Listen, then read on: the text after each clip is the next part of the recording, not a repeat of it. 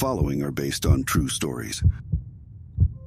The worst nightmare in my life was when my daughter, Emma, and I spent a weekend at a vacation cottage last fall.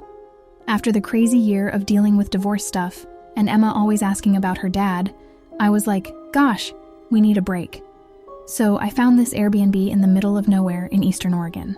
The listing description: rustic retreat, dive into nature's embrace. The best part? No Wi-Fi or TV, just what we needed. Some quality time together. It was a beautiful drive, tall trees, beautiful river. And occasionally we saw some antelopes grazing on the plains. The drive was long though, and it felt like it would never end. Emma was getting restless, but when we finally arrived, I was amazed. The place looked like something out of a postcard. A charming cottage surrounded by a thick forest, the kind of place where fairy tales begin, or go down a creepy path. Excited to explore, I started wandering around the house. The old wooden floors and the rooms filled with stories from the past fascinated me. Then I noticed there was a door leading to the attic. I got really curious. So Emma and I decided to check it out. The attic felt like a journey back in time, filled with old relics and mementos.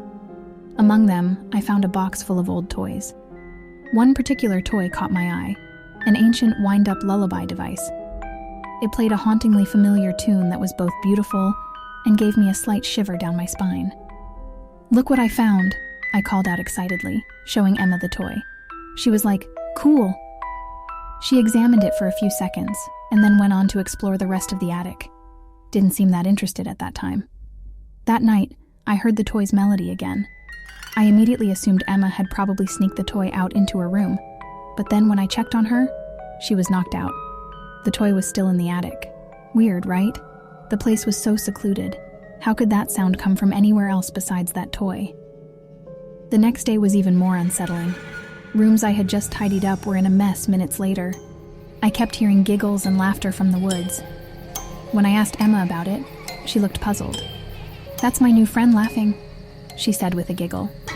At that point, I was trying to convince myself that, okay, imaginary friend, I get it.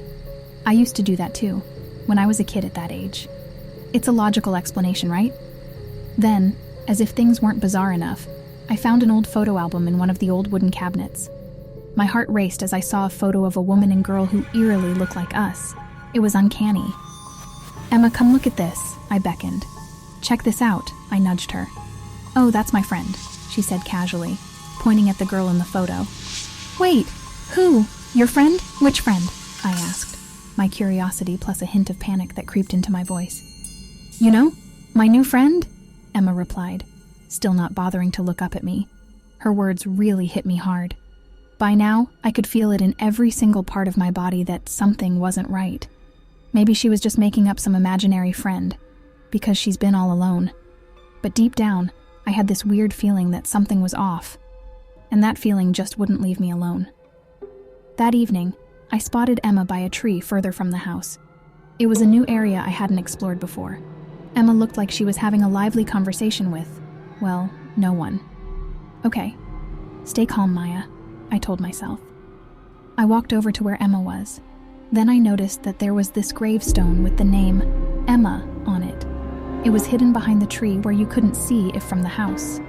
That really freaked me out. What are the odds? Same name. At that moment, I thought to myself, we weren't alone. I had an eerie feeling that whoever or whatever was with us, it wasn't just tied to the house, it was tied to my daughter. I quickly took Emma back into the house and told her not to go near this area again. Of course, she complained and threw a bit of a tantrum. I ignored it, knowing that she'd calm down soon. At that time, my gut was telling me to cut our vacation short. It was too dark then, but I planned to leave this place at the crack of dawn. That night, after we had fallen asleep, the lullaby toy went off at around 2 a.m. Part of me was annoyed, and the other part? Fear. What the hell? I stirred awake. My stomach sank. Seriously, this is not something any mom wants to wake up to. I climbed out of bed and went over to the other room to make sure Emma was okay. I saw her bed empty, blanket on the floor. She was gone. I looked around the house calling Emma's name. She didn't answer. The sound clearly was coming from outside, so I dashed out the door into the dark. "Hey, Emma!" I shouted a few times, but got no response. It was so freaking dark I could hardly see a thing. The lullaby was still playing, and the sound of crickets added to the atmosphere. I was following the tune deeper into the woods. Then I heard it, Emma's giggles. I found her exactly where I didn't want her to be earlier, next to that gravestone again. And guess what? She was just sitting there, laughing, chatting, and messing around with that old toy. Emma, what the heck? I quickly went over. I was ready to pick her up and dash back to the house. She was showing me a new game, Mom, Emma explained, pointing to, well, nothing. Just the empty space next to her. Though I didn't see anyone or anything, it felt strange. It was as if something was lurking nearby. The place had this chilly vibe, kind of like when you open a freezer on a hot summer day. It was giving me the goosebumps. We're out of here, I said. I picked up Emma and started to dash back towards the cottage. I suddenly felt this chilly breeze. Seriously, it was like a soft whisper in my ear, as if someone just said, "Don't go." And without a second thought, Emma casually waved her hand behind her as we walked away. The minute we stepped inside, I was on a mission. Bags packed, lights off, car started. Wait for sunrise? You kidding me? We weren't sticking around for that. The creepy noises in the house and the rustling leaves just made me want to leave even faster. The sooner we were out of there, the better. As we drove off in the dark, the house disappeared from sight. I was both relieved and still a little uneasy. Emma, bless her heart, fell asleep in the back seat, holding on to her old blanket tightly. When daylight came, we had traveled a good distance from that place. A couple of days later, I got a message from the Airbnb host. Dear Maya, hope you had a good stay with us. Please leave us a good review if you had enjoyed your stay. Yeah, right. I didn't reply. Some stories are better left untold.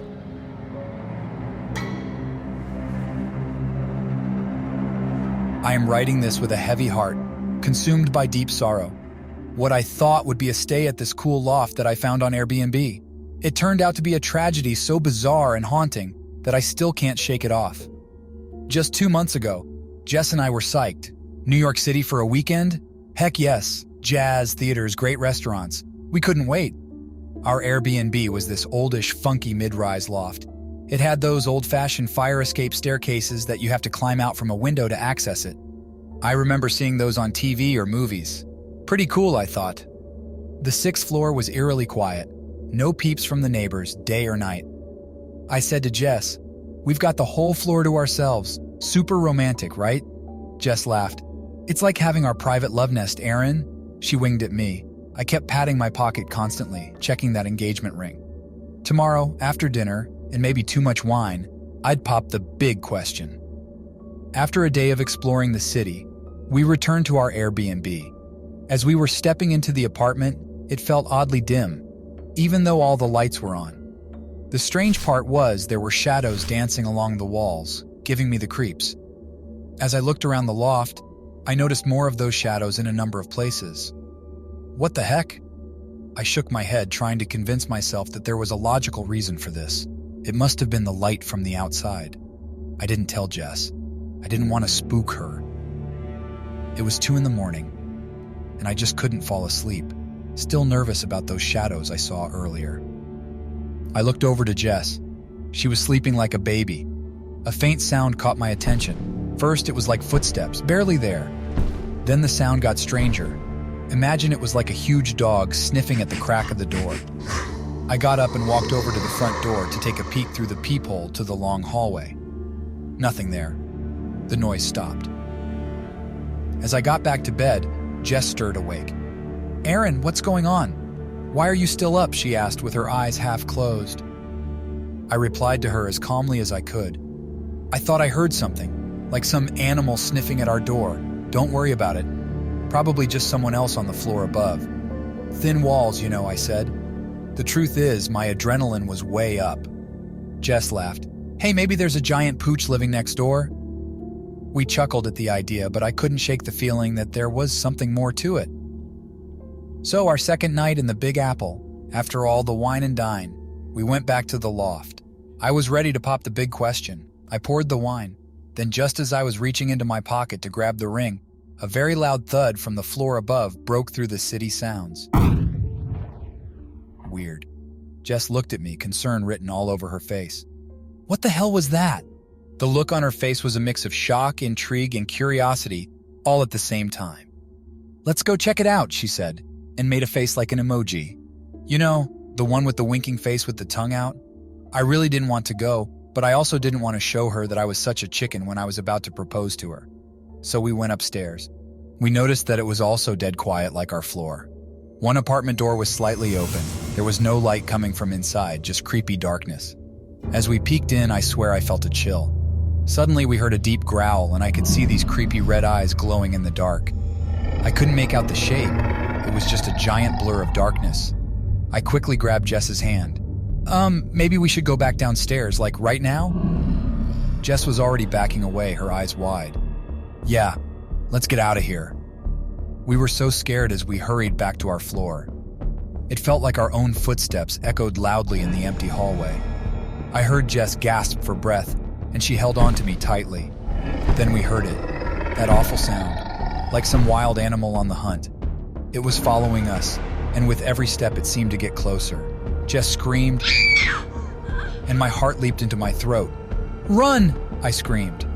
At that moment, all we wanted was to get back to our loft. The creature's growls were deafening. We sprinted through the dark hallways with Jess's screams adding to the terrifying ambience. We stumbled back into our apartment, scared shitless. We quickly pushed furniture against the door, desperately trying to keep that thing out. But it felt impossible, like trying to stop a massive train with a tiny feather. The creature was so angry, so powerful. Its blows made the door shake. Is this real? This can't be real, Jess cried, her voice trembling. I took a deep breath, trying to sound confident. We'll be okay. We just need to stay calm and think of a way out of here. As I scanned the room for another escape route, my eyes landed on the fire escape window. Jess, the fire escape, come on, I said, my heart racing. I helped her up, and she started climbing out. Out of the corner of my eye, I saw the knife block sitting on the kitchen counter. I leaped over to grab a knife. I know. It was foolish. A little knife against such a beast, but it was better than nothing. Bang! Bang! The creature finally broke through the door. It charged at Jess on the edge of the fire escape stairwell. No! Jess! I screamed, but it was too late.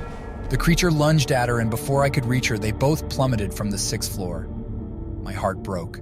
The world blurred as I prepared myself for the devastating sight of Jess's lifeless body below. But when I looked over the fire escape, there was nothing. No Jess, no creature. They had vanished. I called 911. My voice trembled with fear and grief. But when I tried to explain, they didn't believe me. You're saying that this creature pounced on your girl and they both took a nosedive from the 6th floor? The 911 operator, with a thick New York accent, questioned. Yes, that's exactly what I'm saying, I confirmed. So, you mean to tell me you ain't seen no bodies? She asked skeptically. I didn't know how to respond, nor could I provide a logical explanation. 2 cops arrived an hour later. They dismissed it as a wild tale. I felt so alone, as if no one would ever grasp the horror I'd witnessed. Once they left, I sat down, hands cupping my face. Tears began to stream from my eyes. Then I heard Jess's voice, a whisper in my ear. Help me, Aaron. I wasn't hallucinating. She was alive, somewhere beyond my reach. Finding her became my mission. Hey, thanks for watching Dr. Blood Moon. Please hit subscribe and turn on notifications for more scary stories. Share the terror with your friends, and please leave a comment below telling us what scared you the most. Your support keeps the horror coming.